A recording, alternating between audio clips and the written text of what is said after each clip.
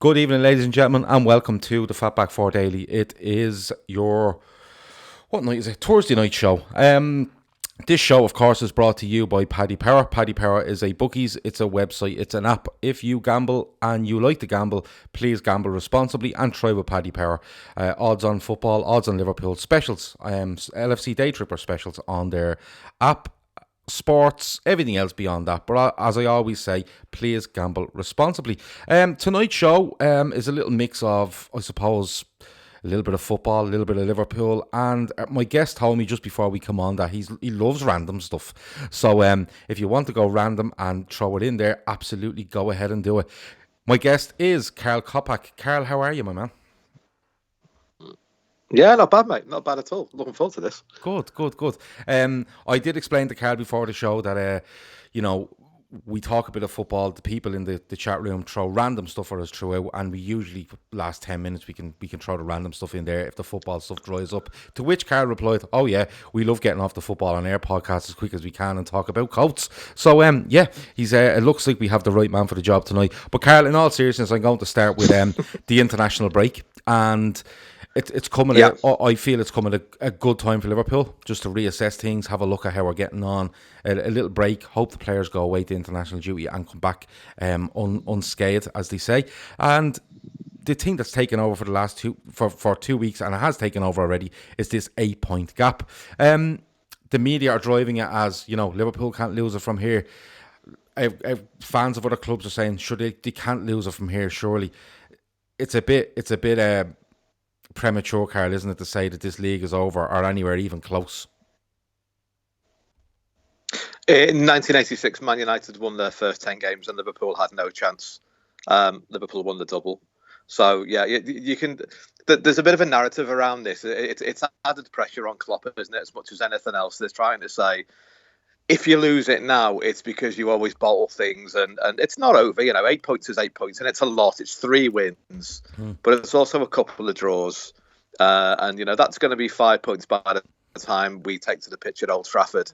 So it's going to be a long, long way away from. Well, it's 30 games away from the league, and I'd like to get the league wrapped up in about February. Ideally, but I'm sorry that life isn't like that. So they're just trying to put a bit of added pressure on the team. But you're right, the international break's perfect because we can go 8 points. We're gonna have a couple of weeks off now, and hopefully our lads will be sat on benches rather than getting knee-high tackles off people around the world. So it's a perfect time because we can basically sort of take stock again and have a bit of a breather, hopefully. Yeah, it's you're right in what you're saying. Build Liverpool up, and if anything goes wrong, we can always say that this is the way they are, and this is what happens. I seen somebody say the other day, if you're at top of Christmas, you win the league, but a little asterisk beside it, unless you're Liverpool. I think there's way too much being made of it. 8 points is a big lead, but I like people talk about, Liverpool had this lead, it going into a couple of seasons back. But like I look at was it 2011, 12? 2011, 12, the season Aguero scores in the last second. I think Man United were probably 8 points clear with 6 games to go, and they managed not to win a league. But look, something like that, yeah. Yeah, it was close to that. I think it was somewhere in around that 6 or 8 points clear with 6 to go. Was a Company scored the header that night? I think it was. Yeah. I've just lost Karl a little bit there for a minute. Are you there, Karl? It's you're taking it. It's taking literal at this time 8 points. No, Karl has gone again there. Can you hear us, Karl? Come back in again. Can you hear us, Karl? Yeah, I can hear you. You can hear us now, yeah? Any good? Yeah, I can hear you perfectly. Yeah. Yep. Okay. Sorry, I don't know what happened there, but just going back to the question that I gave you. City down, nail this league title like you said, as early as we can, but really put something strong on the board, especially coming up to the next international break, which ends with City at home. Yeah, I mean it's a weird one because City are losing the games they've lost have been really weird games. They've lost to Norwich and Wolves, which is nuts if you think about it. You know, a draw from Tottenham isn't the end of the world for them. But to lose against those two, you know, you think if they're going to lose, it's going to be, you know, United or Chelsea or something like that. But to lose to Norwich and Wolves, so, I mean, they've got no back four at the moment. So, I mean, yeah, I mean, we have to take advantage. We just have to. Because, I mean, all we can do is win. That's all we can do at this club at the moment is win our games and not think about City and let them worried about us. And I think there's going to be a point if that happens that Guardiola will just think, okay, I'll win the Champions League instead. And then, you know, maybe start resting players for the Champions League game because he has to win the Champions League, I think, this year. So I think, yeah, I mean, just take advantage. Just take advantage. 8 points is a lot. It's not as good as 11, so work on getting 11 clear or 10 clear or something like that. Even 9 will be. Could you get 9? No, we can't. That'd be impossible. But yeah, I mean, we just take advantage. Just keep winning. That's all we can do. Yeah, like people are telling me some of the losses that leads that have been lost. Chris Brack says United lost a 12-point lead to Arsenal. I think that was back in 98, 99, no, 97, 98. 98, that's, I think I know. Yeah, it's the Overmars goal at Old Trafford, isn't it? Where they needed to win that, but they'd load the game in hand and stuff like that. Chris Pross says we will be 12 points clear by the time we play City. If he can make that happen, I'm absolutely all for it. Sign me up. If there's a GoFundMe or, you know, if you want me to sponsor something, anything, I'm more than willing to give not a substantial amount of money. I'm not going to go too far, but, you know, I'll throw 25 quid in it. How does that sound? I'll go with tenner. You go with 35 quid. Like a consortium has come in here. I'll go with 35 quid. Yeah. A consortium made up of me and you have offered 35 quid for basically the league title, and I don't understand why people would turn that down. Chris Brack says we win at home to Burnley on the 25th of April. Jesus, that'd be some drinking session that'll go on between that and the end of May. When every Liverpool fan on the planet turns up in Liverpool to watch the parade. Chris Brack says that was Wenger's first title. Yeah, 97-98. He really, really upset Alex Ferguson that year. But do you understand where the media are coming from, Karl? You know, that they're trying to, you know, Gary Neville, can he lose it from here? You know, that's just, is it tongue in cheek? Is it tongue in cheek, or is it him just going, oh fuck, these look really, really fucking good, and I have to start. That's exactly what it is. Yeah, I have to start lighting candles and. Well, also. Come on. Also, you've got to think about the fact that Sky wants it to be a contest, don't they? Oh, Sky don't want to say United have won the league. Yeah, absolutely. Sorry, Liverpool have won the league. They want to put as much pressure on as possible to make it interesting. Yeah, well, they do, and you know they love nothing more than, you know, like doing these mad Sundays where it's like Sunday showdown and fucking winner takes all, and interestingly enough, I think City Liverpool is probably about 6 or 7 games from the end of the season this season, the game at the Etihad. Yeah, so it's a late one. Yeah, they'd love to be going in there with, you know, 2 points in it or level on points or something like that, because obviously it boosts their ratings and stuff like that. It's just the way it is, isn't it? But yeah, like looking at the next block of games, you know, there's a couple of games with Genk thrown in there. There's Arsenal in the League Cup, but the 4 main ones will be United away, Tottenham at home, Villa away, and then City. I said that if we can get through United, I think we do go into City 11 wins from 11. But the United one always kind of throws me. No matter how good we are going there, or no matter how bad we are, we can turn her up against them. Is this a real marker to put down, Karl? Because go there, show them we're better than them, prove we're better than them, and show City that, yeah, we messed up here last season, but we're not doing it this time. Yeah, I think we've got to be brutal. We gave United far too much respect last year when they were getting injuries all over the park, and we didn't really lay a glove on them because we just wanted not to lose. I think he goes into that game and makes a statement and saying, if you lads want to be in the top 4, if you lads want to be in the top 2, welcome to Liverpool. This is what we do now. And we've done that. You know, Arsenal came to us and we battered them. We were really impressive, I thought, for 70 minutes against Chelsea.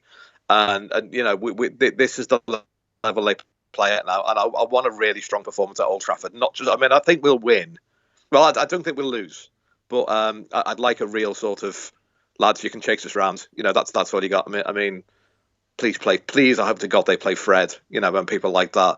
And Tomini. But I think we basically make a statement. I mean, last time we won there was 2014, and we won 3-0, and that was a statement, lads. We're just so much better than you now. This is what the level is. The league title level is Liverpool level, and you are so far off it. I don't want lots of respect, and it's a derby, and everything, everything's equalised and that sort of thing. No, I want a statement. Yeah, I want a statement too. I do think Klopp goes a little bit too But conservative. I'll take the points first. Yeah, he was far too conservative last year. He didn't want to upset anyone. That's what it looked like to me. Yeah, because just get in, get out. That's what it looked like to me. Yeah, because like even at Old Trafford, and even to a point at the Etihad, I think he was too conservative in his thoughts when it came to the lineup, and actually when he changed it around and brought Fabinho on at the Etihad, I thought we were much the better side. But going to Old Trafford last year, like you said, they weren't a good side. They had to make 3 subs in the first 35 minutes. I think they were all over the place, and we stood off and went. Weren't too sure of ourselves. We need to be going into that one extremely sure of ourselves, going, listen, we're going 9 from 9 here, whether you like it or not. And United can put up whatever they want. They can sing about 20 times and Ole's at the wheel and whatever else other chart hits they want to sing. But we really need to go in there, Karl, because you don't want, especially against United, you don't want to show any frailty. You don't want to show any chink in your armour. With the possibility of a slight resurgent Spurs coming to you, because they, I think, play Watford at home, and then I think they play Olympiacos at home, maybe is it Olympiacos they play, or is it Red Star Belgrade they have in the European Cup in between. So it's setting down a marker for your next couple of games. How bad are United, Karl? I think, along with Arsenal, they're the strangest team in the league, because they haven't won away this season, which is incredible in itself. Even the League Cup game went to penalties. They're appalling. They're really bad. They still haven't got a settle back for. The midfield looks like we could play in it, Gav, and they sold their only striker. Yeah, well, I'll to be honest, I'm probably not going to get in many squads, but I reckon I get on the bench at United at the moment, and that's what worries me, to be honest, because they're that poor that football does tricks and plays tricks sometimes. So I'm a little bit concerned about that, because it'd be horrible to go there and lose to the worst United side I've ever seen. But I think we score a goal early on there, it's in their head straight away. I mean, they're all sort of broadly behind Solskjaer at the moment. The people who go home and away, they're all sort of broadly behind them, but there's no plan. There's no plan for United. I don't know what they want. I mean, selling Lukaku, I just thought, and not replacing him was just nuts, because they've got 2 quick people in Martial and Rashford, but they pick up a lot of injuries because of their speed and what have you. Where Lukaku was just a lump, he just rolled people all the time, and they just didn't bother replacing him. Yeah, and so I don't see what they're going to do about that. The funny thing is, looking at how they play this season, he's probably the perfect thing that they need. Because they do look so light up front. They don't seem to be able to retain the ball up front. They don't even seem to have somebody that'll run in behind or stretch defences. Rashford looks like he just wants to be, give me the ball and I'll mess about with it. Lingard, it's just Lingard, there's not much to say about it. Martial's been in and out with injury. They're looking at young lads coming on to try influence games. Is a Mason Greenwood, I think is his name. And then you had Daniel James that they're hanging their hat on, who was he was basically, he was a championship winger last season. He looks a good player, don't get me wrong, but it's a big jump from Swansea in the championship to being literally the poster boy for Manchester United in a season where everybody else has decided that they're not showing up. But it's one of those, like somebody says there, he's seeing plenty of average Liverpool sides beat good United average Liverpool sides beat good United sides. That's his only worry, somebody says there on the chat. That has to be, that's the concern in the back of my head. I agree with that. You go with me on that, yeah? Yeah, absolutely, completely agree with that. I've seen some terrible Liverpool sides beat Man United. It's because that's what we don't want. We don't want to get down to an equal competition of just blood and guts, and whoever gets up first wins. You show class in this game. Yeah. We go around them, we go through them, we go down the sides, we tire them out. As Shankly said, the ball never gets tired, and it's a nice big pitch, and we should be making full advantage of that. Yeah, and you know what? When you do actually play around them a bit, they are open. They are there for the taking. Chris Brack says a slight concern will be Wan-Bissaka, Martial, and Pogba will be back. Reports today is that Pogba has fractured. Was it a toe? I think he's fractured, and excuse Okay. me, and looks like he's out for 4 weeks. I don't believe that. I think he will be back to play for Liverpool. Wan-Bissaka is no interest in that player. I don't know. I really don't know what the hype is over him. Looks a good defender, looks a decent right back, but other than that, I'm not too bothered by it. Martial hasn't been at the race for Liverpool. It's all about Liverpool's, I suppose, the way they express themselves, the attitude they go in with, and the way they impose themselves. Like you said, big pitch, open. We have attacking players that love space, love, if you play a slightly high line, if they don't press us, Firmino will have a field day just taking balls off the likes of Fabinho, whether it be Milner, Henderson, Wijnaldum, whoever is in midfield. It's one of those where it really could play into our hands. Like you said, you don't want blood and guts, because then it gets down to, you're in the trenches then, and anything can happen. That kind of way. Barry Carr says Pogba missing will be a huge blow for Liverpool. Yeah, it could be. It absolutely could be. But look, Mick says United's tactic would be to sit back and hit the pocket behind Trent for Rashford and Martial. Yeah, it could be. But then again, that's what I do. That's what I do. That's what I do. Or do you know what I'd have done? I'd have kept Lukaku and I would have just hit at him and said, look, try win something. Pull yourself onto whether it be Matip Lovren or Gomez, try win something, and again get in behind Trent. But I think Trent, when it comes to Trent, I was a little bit. He can be hesitant at times on what he's doing. He doesn't seem 100% sure defensively, but over recent times, I think he's been absolutely excellent. So I think that thing in behind Trent is starting to become a little bit of a myth. He is still targeted, and we have the problem where Jordan Henderson is trying to cover because Salah is staying up the pitch, but that's a whole different tactical issue. Yeah. So I wanted to ask you about Man City. 100 points the season before last, 98 last season. A phenomenal footballing side. There's no shadow of a doubt. They're unbelievable. And listen, Liverpool will be league champions in 25 of the last 27 years with that total last season. But do you think it's mentally getting to Man City? Now, I know it's only 8 games in, but just watching the games that they've lost, do you feel that it's something where they're not quite mentally at it, or something is not quite right? Because games they usually just stroll through, they're not doing it. And listen, you can make what you want of the centre-half problem, but they lost 2-0 to Wolves the other day, and they looked all over the place from back to front. I think it's always a big indicator when you watch a team with 20 minutes to go take long shots. Yeah, I think that always, because that Liverpool in the 90s did that all the time. If we're not winning, if we're 1-0 down, we'll try long shots and get a deflection. That to me shows lack of imagination. And a City goal is basically get it to the byline, pull it back, and someone will drag it in. Usually Sterling. And the Wolves game is really interesting because the centre half thing is an issue. Laporte is a huge loss because Wolves could have been 2-0 up before when it was 0-0. They had like one-on-ones and a all over the park. Top. Yeah. And Fernandinho, the man who never gets booked, he was just pulling them down all over the place because he can't play that role. And it's a shame that they probably might have somebody back for by the time we play them.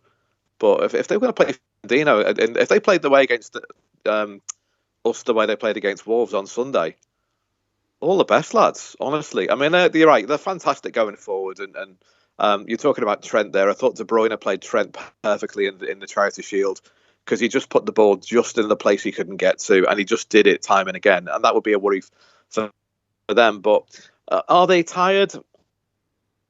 I think they've got to win the Champions League. I think if you said to Guardiola now, which one do you? I don't think it's testing his mind. And this start. He was talking earlier this week about sort of he might go at some point as well. He wants to move on and do something else. In the same way Pochettino did before the Champions League final. But are they getting tired? I think they want the European Cup. I think that they want that more than anything else. And this start is a bit of an advertisement for that, I think. Because they either win 7-0 or they'll lose. Yeah, so it's one of those where they're eyeing up their group games, and and players are probably looking, going, I'm making sure I'm in that game against, whether it be Shakhtar Donetsk or whoever's in their group. Yeah. I think Doncaster Rovers are in their group as well. But Yeah. it could be something like that where they're literally eye on the Champions League from the outset and don't have any slip-ups, and let's get into a groove in this competition. Having said that, if they come across Liverpool in this competition, I think they're going out. Because I think when it comes to, if they're putting all their eggs in that basket, it's a massive risk against the side that Pep Guardiola just does not like playing against. He's won the odd, he's won a couple, he's lost a couple, he's drawn a couple. He just does not like playing against us. Going to the, I'll tell you, I'll put you on the spot. United away, Spurs at home, Villa away, 3 games before we go into City. How many points are you hoping or expecting to get from that? 9. You're going for 9. 9. Yeah, I like that, Karl. I really do. It's the exact number I was thinking of. It's like Keegan and Toshak from years ago. It's not for us, really. It's which? It's not for us, really. It's I don't know what they do to beat us. Yeah, that's the thing I don't understand. I know what Tottenham can do. They do what they normally do: jump around in the penalty area. Yeah. They play that folly over game, which usually works. But something, like I said at the start, United comes at the the international break comes at the right time. I'd have loved United, like say even the Wednesday night after that Newcastle result. I'd have loved it. Just to absolutely pile on them. But you know something.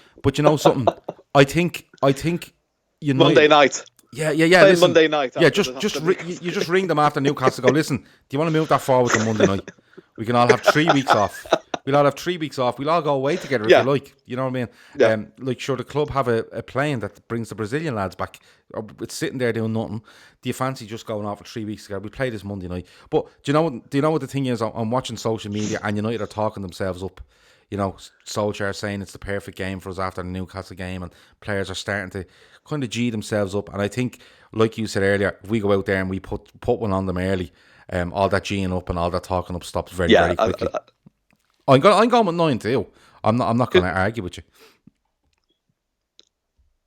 I'll take 10 if it's going. I don't know if do we get a bonus? I don't know if our 35 quid is going to stretch to 10 points. To be honest with you, I'll have a word. Listen, if we offer it in euros, we might get it because it's worth more than the pound now. Yeah, every chance. Yeah, listen, if you're strolling them in euros, cash is king. But no, I'm going to go 9 points with you as well. I'd be interested to see what happens with Watford. Spurs are home to Watford, and then the Champions League game, and then we can have a real idea as to where we'll have an idea as to where Spurs really are. The Villa one away could be tricky, but again, I think Liverpool will have too much. City have 3 games before then. I can get them up for you now while we're speaking, and but I think it's Palace away. Palace away on Saturday. Yeah, Saturday night. I'll have to find it now. It's Palace away. There was There was another game thrown in there that interested me as well. But City are going to have to go for 9, aren't they? They really are. Yeah, definitely. And I think they'll beat Palace because Palace are dreadful at home. Palace are so poor at Selhurst Park. And for some reason, it's always drawn as a tricky away. And people just go there and batter them. But they have a go at City. I know they've won at Old Trafford. They always seem to have a go at City there. Yeah. They were quite lucky last year when they got to go back, I think. They got to go back, and then wasn't the season before they had a penalty missed in the last couple of minutes as well. They've had a really weird one. Like Chris Brack says there, Palace away could be awkward for them. Barry Carr says we're going to be 11 points clear. The confidence on the chat here is unbelievable tonight. If anyone has any random questions from yourself or Karl, throw them in there and we'll do them for the last 5 or 6 minutes. But Karl, what are you doing with yourself? Because I do hear you. I know you from listening to the Anfield Rap. I know you do some stuff with, was it the Anfield Index you done stuff with as well? What are you doing with yourself now? Because I got in contact with you today. I do them. Go on. I do the only Anfield Index stuff I do is I do the show with Trev every week, Trev and Cam. I do the Anfield Rap when I'm home, when I get to see them as well. I do all the podcasts which aren't football related. Mostly about Jack the Ripper murders of 1888. Oh God, there being a huge crossover between the two. I can talk. I hosted the Jack the Ripper conference as the MC over the weekend, Right. And I'm about to start a Sherlock Holmes podcast. Right. Okay. But specifically about the Sherlock Holmes, the book, not the TV or films. The books, the character in the books. Jesus, that's some difference, isn't it, from sitting around the table having a beer with Neil Atkinson? Some change, Yeah. you know. And Neil the Atkinson lads. is also a Sherlock fan. He's getting involved as well. Oh, is he? Yeah. Oh, That came about. I did a podcast with Neil. It was after the Palace a few years ago. One of the opening question he did was, "What would your mastermind question be? What would your mastermind topic be?" And I said the Sherlock Holmes short story, and his eyes lit up and went, "Really, you know that stuff?" And he asked me a question, and afterwards he said, "I didn't realise you're a Sherlock fan as well." And he's just as much as a Sherlock anorak as I am. So Neil will be. I can't say when, but Neil will be appearing on as a guest on the podcast at some point. brilliant stuff. Neil's a great guy. Adders25 says, who does Karl think was Jack the Ripper? Jesus, there's the question. Who do you think was Jack the Ripper? We don't know. We will never know. It is senseless trying to work it out. I think it's someone whose name has not even been suggested by history. It was a local nobody. It wasn't the prince. It wasn't Queen Victoria's grandson or anything like that. Mm-hmm. It was just a local man in the area. The only thing we know about him is that he was local and he would have lived alone. That's all we know. Okay. So Barry Carr says here, Karl, Cam and Trev is pure gold. I don't know whether you heard the show a couple of weeks ago. We had Trev on here, and Trev is a former member of this parish, as you know. Yep. And oh my God, the stories that come out, unbelievable. Most of them couldn't be broadcast, but Jesus, the lads they've done some awful stuff to Trev. I'm not surprised his head is in a very, very bad place at the moment. And you know what? If Trev was making an insurance claim, he should be coming straight to the door of the LFC day trippers and going, "Listen, you owe me." And I'll say, "Listen, I spent my last 35 quid with Karl Coppack trying to buy the league, so fuck off, Trev." It would usually what's happened. Nordred said, Gav's face when he said Sherlock Holmes. Yeah, I was very shocked when you said that, because we're talking about Man City, 8 points, back 4, play down the channels, and you go, yeah, Sherlock Holmes is great. And I'm going to go, wow, that is a real jump from one to the other. Stephen Hack. I'm eclectic. I like to jump around. Yeah, absolutely. Listen, having all them sorts of interests is not a bad thing for you. Stephen Hackett says, can anyone guess what the biggest cat in the world is called? Like his name? Are we guessing his name, or are we just going the biggest type of cat in the world? It's his name, isn't it? Dave? I'm going to go with Jeff. I think I'm just going to go with Jeff. Dave, I'll go Dave, yeah. Oh, Barry Carr has reminded me. Right, Karl, this is the question that's always the question on this show, and it gets various answers. It literally goes into ridiculous stuff at times. But this is the question, and all guests usually get it. So, Karl, you're in New York, okay? You're in New York, and you're on top of a building. We call it 50 stories up. Okay, 50 stories up. It's a flat roof. It's a flat roof, completely flat roof. And there's a building across from you. What is the maximum distance you could jump between those two buildings? Both buildings have flat roofs. And listen, Chris Pajak wanted fucking tilts. He wanted, angles. He wanted downhill runs. So I gave him an 11-mile-an-hour wind helping behind him. So I'm going to give that to you. So what's the maximum distance you think you could jump between those buildings? 2 foot. 2 foot? I'm not taking any risk whatsoever. I'm happy with my roof, thanks. So, I'm not a lucky man when it comes to things like that. Okay, but 11-mile-an-hour wind behind you, you're talking the length of 2 standard school rulers. 2 foot. And I wouldn't enjoy the being a middle air bit either. Yeah, okay, no, so you want somebody underneath with a net? Is that what you're saying? Ideally about an inch below that. Yeah. Yeah. So someone on the 49th floor. Ideally, just holding bricks, or or something concrete based. Yeah. I'm not a man who takes risks on things like that. I'm not great with heights. Okay, so two people on the 2 people on the 49th floor holding a net while you miraculously jump 2 feet. Yeah. Between 2 feet. That's the lowest we've got. You do realise you could lie down. I'm not taking... You could lie down and you could literally... most of your body could be on the other side without jumping anywhere. you get what I'm saying? I still don't like the odds. I don't like the odds. Oh my God. Stephen Hackett says he'd do 6 feet. 6 feet. It's not very impressive. Really? Yeah, like Andy off the Day Tripper said he reckoned he could do, I think he said 4 meters. Right? And that's a lot, though, I think. But he caveated... So I'm not measuring this out in my flat. That's a long way for me. Well, 4 meters is 12 feet. Yeah. You know, so that's about... The average room is about 8 foot tall, isn't it? Yeah, I'm not doing that. No chance.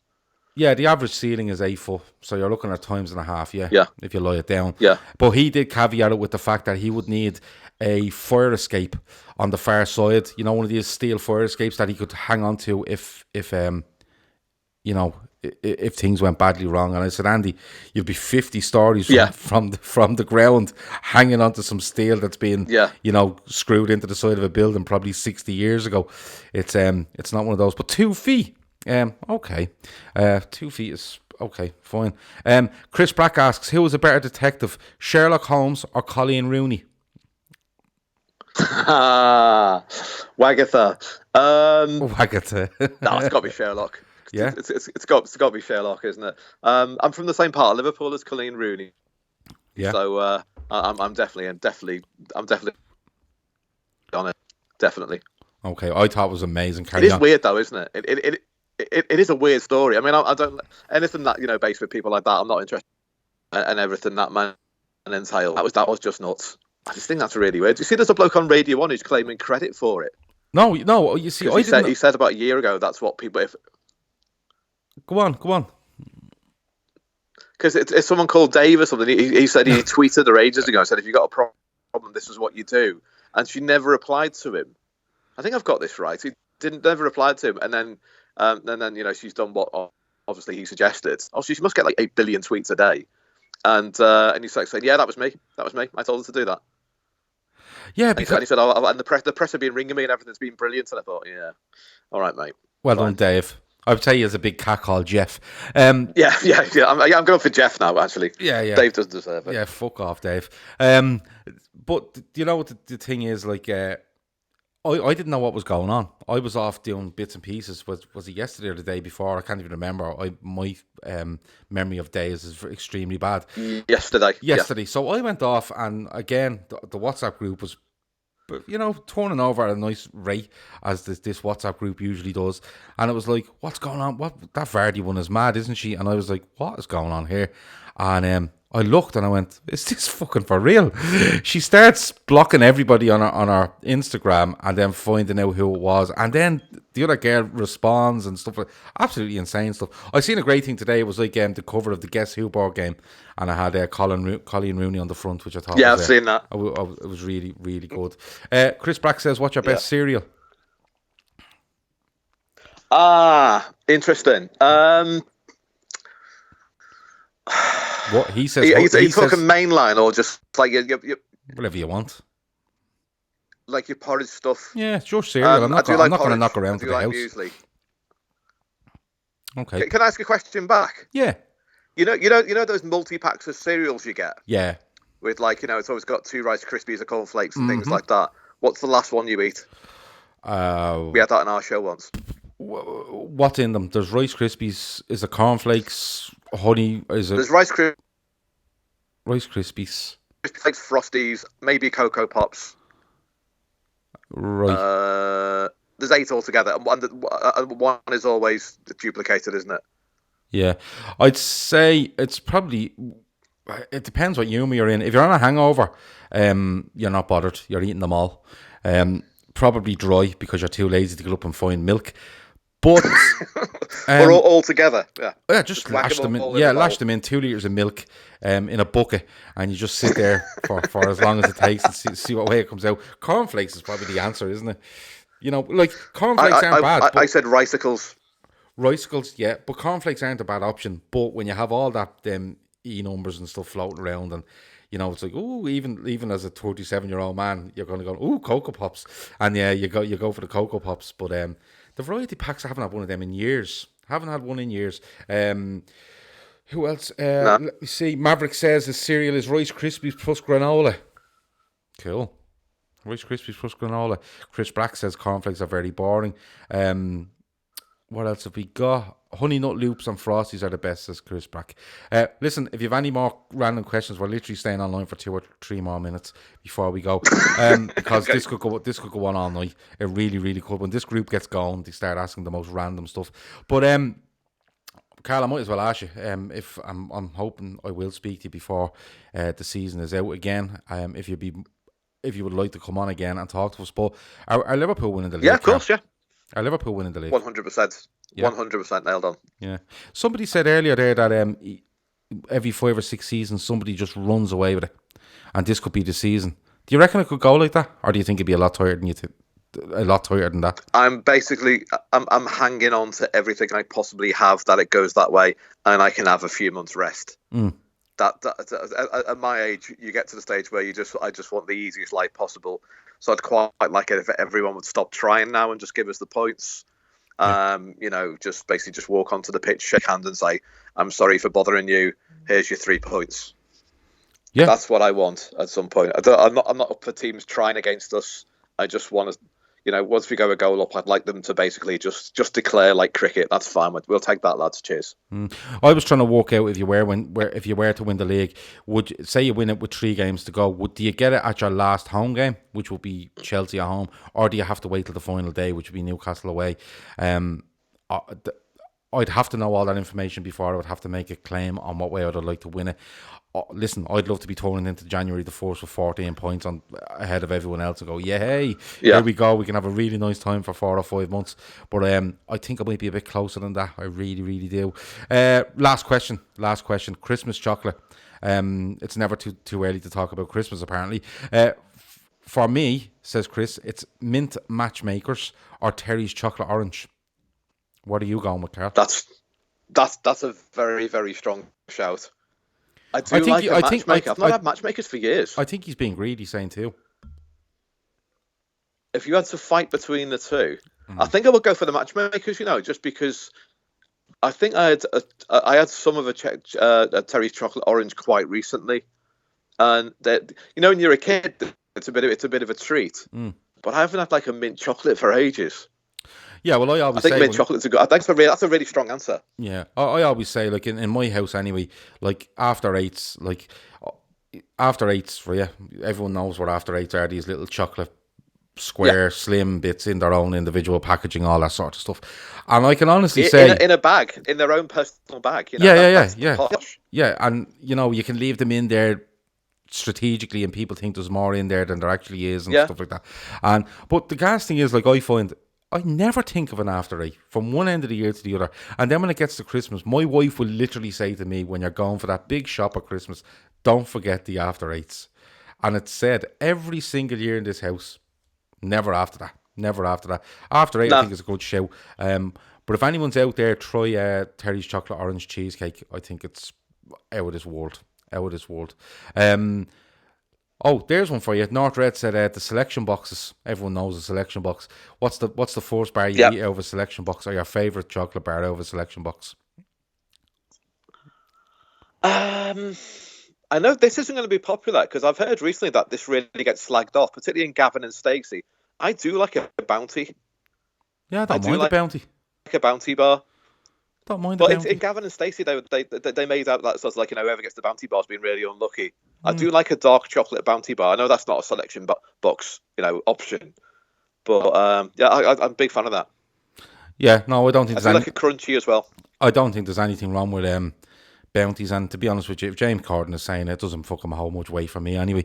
That's true. Chris Brack is straight in there with double decker. There's no doubt about it. Strong shout. Strong shout. Absolutely. It's I don't really know. The Cadbury's Fudge is probably the last one I go for. The one that sits there lonely for a long time until rations get really bad, close to New Year's Eve, I suppose.